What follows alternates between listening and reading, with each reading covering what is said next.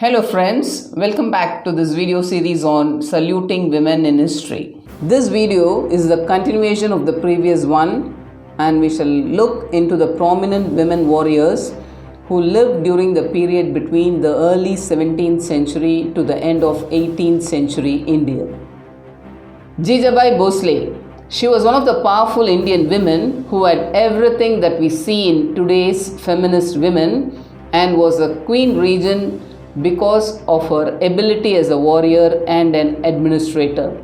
She was popularly known as Rajamata Jijau, the mother of Maratha Emperor Shivaji the Great. Jijabai Bhuslay was a typical example of a heroine of her times and was a woman with vision, foresightedness, and was passionate about her dream of achieving freedom for all her people. She is often referred as the lioness for all the bold and brave traits that Shivaji eventually got from his mother.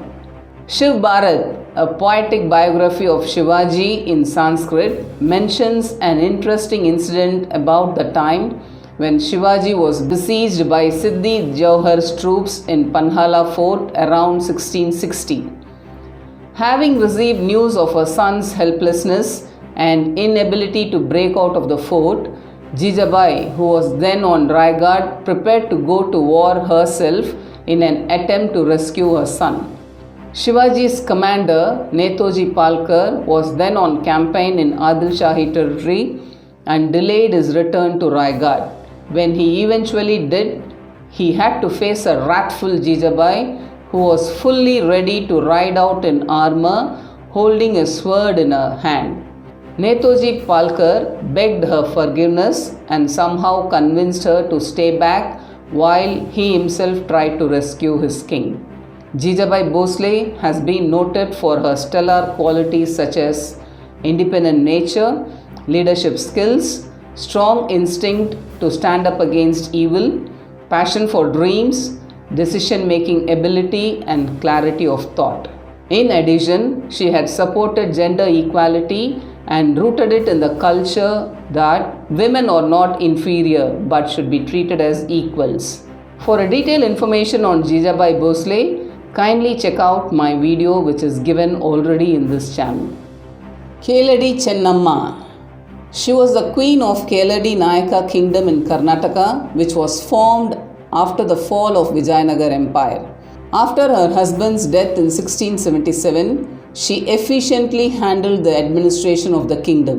Kelady Chennaman fought against the Bijapur Sultanate and repelled the advances of the Mughal army led by Aurangzeb from her military base in Sagara. She provided shelter to Rajaram Chhatrapati, son of Shivaji, who was fleeing from the Mughal Emperor Aurangzeb after meeting with her cabinet and treated Rajaram with respects, but Aurangzeb attacked Kelady. Kelady Chennaman fought the war without defeat and battle with the Mughals ended in a treaty through which the kingdom was recognized as a separate one. For all her achievements, she is considered as the foremost Kannada women warriors and patriots, along with Rani Abbakka Devi, Kittur Chennamma, and Unaki Obava. Rani Mangammal, the illustrious woman who made the best out of every bad situation and finally achieved her goal. She belonged to the Nayak dynasty of Madurai kingdom, and the history of Madurai can never be complete without highlighting the trials and tribulations of Rani Mangammal, a woman of tact, political skill, and great sagacity. The regency of Rani Mangammal was a critical period in the history of the Nayak kingdom of Madurai, which was threatened on the one side by the Mughal forces of Aurangzeb that were operating in South India and on the other by the rulers of Mysore, Tanjavur, Ramnad and Travancore. But Rani Mangammal was indeed a versatile military genius living in a time when women in politics were rarely seen. She was a courageous general and had diplomatically dealt with the Mughal army and avoided a defeat. She defeated and brought King Ravivarma of Travancore and the ruler of Mysore under her control. Historian S. Rajagopal describes her as being a visionary queen who was not just an excellent administrator but also extremely popular among her subjects. She moved the coins very diplomatically in the trade of politics. During her period, Rani Mangammal regained the lost prestige of the kingdom of Madurai and improved it to a position of power and pelf as similar to the rule of the famous Nayaka king Thirumalai Nayak. For a detailed information on Rani Mangammal, please check out my video which has been given earlier in this channel. Bellawadi Malama. She was a warrior queen from Belhongal in Belgaum district, Karnataka, and believed by many to be the first queen in the history of Indian subcontinent who built and trained a women's army in the 17th century. During a war between her kingdom and the Marathas, her husband Isha Prabhu was killed. As a result, she picked up the sword and fought with the Maratha commander Dadaji Raghunath Netkar while defending her kingdom. However, she was arrested by the commander and she was taken to the Maratha Emperor Shivaji. But the emperor released her after seeing her bravery. Scholar Shesho Srinivas Mutalik recorded her life in the palace of Madhulinga Nayaka in 1704 AD in the Marathi language. Tarabai Bose. She was the daughter-in-law of Shivaji the Great and considered to be a Maratha heroine who resisted the Mughal Emperor Aurangzeb. Tarabai was the queen of Chhatrapati Rajaram Bhosley and mother of Shivaji too. She was said to be more spirited than her husband and acted as the regent of her son from 1700 to 1709. She took charge of the war against the Aurangzeb's forces as she was skilled in cavalry movement and made strategic movements herself during the wars. Tarabai Bose personally led the war and continued the fight against the Mughals by the way of giving tough Maratha resistance. Therefore, it was due to her undaunted opposition, Aurangzeb was unable to establish a kingdom in the Deccan. She ordered the Maratha armies and efficiently ruled the fortresses that the Mughals could not enter. Historian Jadunath Sarkar has opined, during this period, the supreme guiding force in Maharashtra was not any minister but the dowager queen Tarabai Bose. Her administrative genius and strength of her character saved the nation in that awful crisis. It is important to highlight here that besides her administrative and war tactics, Tarabai Bosle's efforts for preservation of indigenous culture is also widely applauded. Maibhag Kaur. Maibhago, also known as Maibhag Kaur, was a Sikh woman who led Sikh soldiers against the Mughals in 1705 AD. Her father Malo Shah was enrolled in Guru Hargobind Singh's army and like her father, Maibhago learned Shastra Vidya, meaning training in arms. She was an exceptionally skilled warrior on the battlefield and is revered as a saint in Sikhism. She was known for rallying the 40 Sikhs who abandoned Guru Gobind Singh at the siege of Anandpur Sahib and bringing them back to fight. In an attempt to capture the Guru, the large Mughal army led by Wazir Khan of Sirhind under the orders of Emperor Aurangzeb proceeded to Anandpur Sahib alongside the Mughal armies of Lahore and Kashmir. It is important to highlight here that Maibhago and her men attacked the pursuing Mughals in the Battle of Muxar at Khidrana during the year 1705 and eventually had them retreat.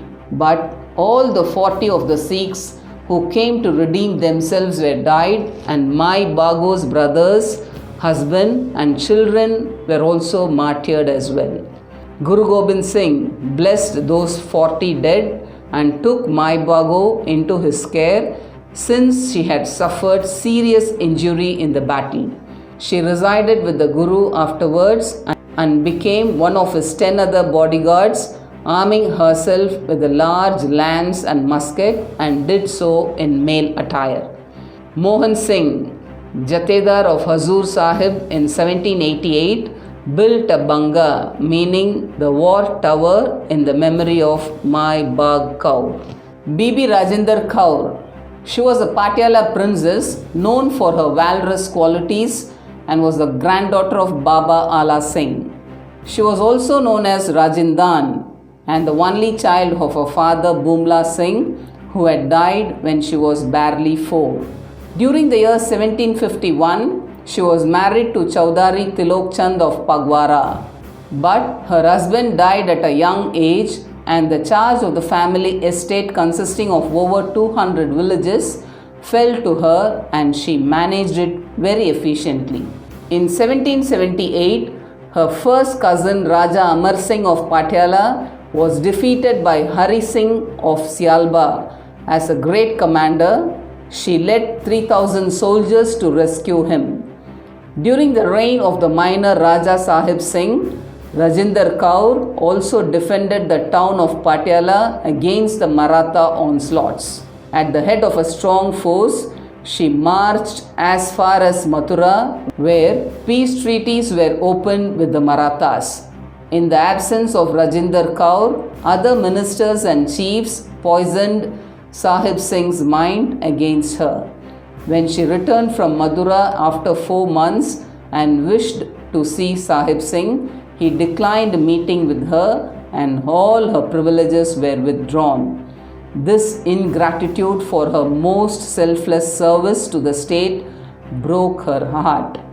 Thus disgraced, she became ill at Patiala, and after a brief sickness died in 1791. She suffered greatly from the stupidity of Sahib Singh and left this world in despair. Griffin Sir Lippel, the writer of the Rajas of Punjab, says that Rani Rajinder Kaur was one of the most remarkable of her age. She possessed all the virtues which men pretend their own courage, perseverance, and sagacity, without any mixture of the weaknesses which men attribute to women. Sardarni Sadaqaur. Among the numerous examples of Sikh women who displayed feats of courage and strength, Sardarni Sadaqaur stands out as a matchless warrior and administrator endowed with the admirable qualities of statesmanship. From her early childhood, she showed clear signs of being endowed with her warlike forefathers' spirit and leadership qualities. She mastered the soldierly art of horse riding and wielding weapons of war. Sadaqaur, mother-in-law of Ranjit Singh of Punjab, was considered to be the guiding force behind him because she had foresighted to see that Punjab was up for grabs and her son-in-law could be positioned to fill the vacuum.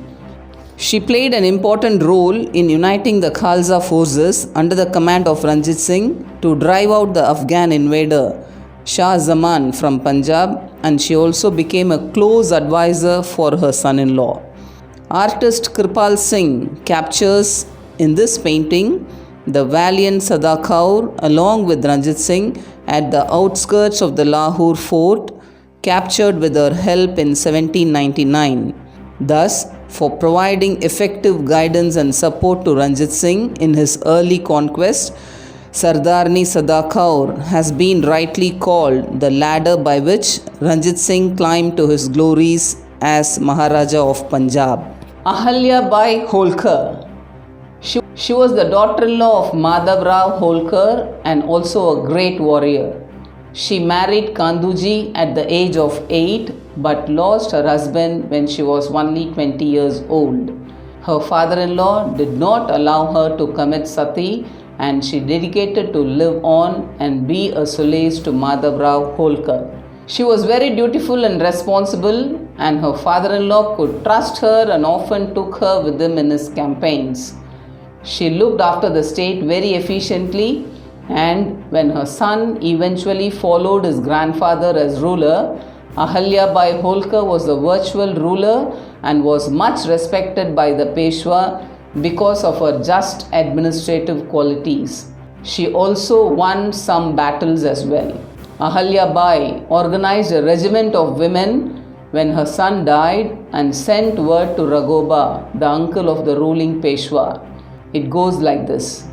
It seems that you want to meet me in the field. I am prepared. I am but a woman, and it will not add to your glory even if I am defeated. But think of the consequences in case the reverse happens. Because of this, Raghoba changed his mind and instead sent a message of condolence to her and no longer looked for a male successor to the throne. Sir John Malcolm, writing about her, says that the success of Ahalyabai in the internal administration of her domains was altogether wonderful. She has also been considered as one of the purest and most exemplary rulers that ever existed. Unaki Obava. She was not a princess but the wife of a guard at Fort Chitradurga, which saw many rulers from the 16th to 18th centuries. Despite its rich past, this city has remained a lesser known part of Karnataka's history. During the period of its last ruler, the city was besieged by the troops of Hyder Ali, the de facto ruler of the kingdom of Mysore, but he found no success even after numerous attempts. It was Unaki Obava who fought the forces of Hyder Ali single-handedly with a pestle, and by the end of it, she had killed almost 100 men. Unfortunately, she was found dead later that day for unknown reasons. Nonetheless, her actions saved Chitradurga fort that day from the forces of Hyder Ali until his eventual success in 1779. As merely a guard's wife with no warring experience, saving an eminent fort, she has thus become a symbol of Karnataka's female pride. Unaki Obava has literally become the face of smashing the patriarchy with an anti-harassment women's group in Karnataka, coining themselves as the Obava Troop. Bhimsahib Kaur. She was the elder sister of Raja Sahib Singh of Patiala and married at an early age to Jaimal Singh, who was a master of greater part of the Bari Doab in present-day Gurdaspur district of Punjab. As Sahib Kaur was a warrior and leader of men, her brother recalled his sister to Patiala in view of mounting dissensions within the state and entrusted to her the office of the Prime Minister. In the meantime, she rescued her husband who had been captured by Fateh Singh, a rival chief. When she again came back to Patiala, she faced a large Maratha force marching towards the town in 1794. Though the Sikhs were severely outnumbered and would have retreated, but at that point of time, Sahib Kaur, alighting from her chariot and made a brave call with a drawn sword in hand for them to stay firm in their ranks. The next morning, they made a sudden charge on the Marathas, which was a surprise attack, and the Marathas retired towards Karnal in utter confusion. In response to the request of the Raja of Nahan to crush the revolt in his state, Sahib Kaur proceeded to the hills with a strong force and soon reduced the insurgents to submission. The Raja was reinstalled on the throne and she was presented with many rich and valuable gifts in token of his gratitude. In addition, during the year 1799, George Thomas, an English adventurer who had become very powerful and who ruled the country in the neighborhood of Hansi and Hisar, turned his attention to the Sikh territories on his northern frontier and marched upon. Therefore, Sahib Kaur led out a strong contingent to relieve the besieged town, and assisted by the troops of other Sikh chiefs, she forced George Thomas to withdraw. Though she was doing things very effectively and efficiently, owing to the differences with her brother, Bhimsahib Kaur had to leave Patiala to take up her residence in Beryan near Sunam, which fell within her Jagir. There, she built a fort, changing the name of the village to Beewell, and breathed her last there in 1801 AD. Bhimabai Holkar. She was named Bhima due to her indomitable boldness and was well versed in all warfares but excelled in guerrilla warfare. Bhimabai Holkar was a granddaughter of illustrious Queen Ahalyabai Holkar and the daughter of Yashwantrao Holkar, who was the Maharaja of Indore. She was widely believed to have inspired Rani Lakshmibai of Jhansi to fight against the British oppression. The region of Indore was an affluent kingdom and it was lurking the eyes of the British. Subsequently, Bhimabai prematurely lost her husband and began living the secluded life of a widow. But when she came to know that the Britishers were planning to annex the state of Indore, she lamented that her motherland, which had been made prosperous by the blood and sweat of illustrious ancestors like Ahalyabai Holkar and her father, must be saved from the clutches of the foreigners. She put away the veil of a widow and vowed to fight Britishers. Thus, when an army of the East India Company, led by Sir Thomas Hislop, during December 1817, attacked the Holkar army, led by Bhimabai Holkar, and the Holkar artillery, led by Roshan Beg, they attacked the British with a long line of 63 cannons in the Battle of Maibhag. At one point of time, the British were on the verge of losing the battle. However, they were helped by a traitor in the Holkar's camp, and after this, the Holkars were decisively defeated, and by the Treaty of Manzor, the entire province of Khandesh was ceded to the British. Bhimabai Holkar breathed her last at Indore on 28 November 1858. Thank you very much for watching, and I will see you all in the third part of this video very soon.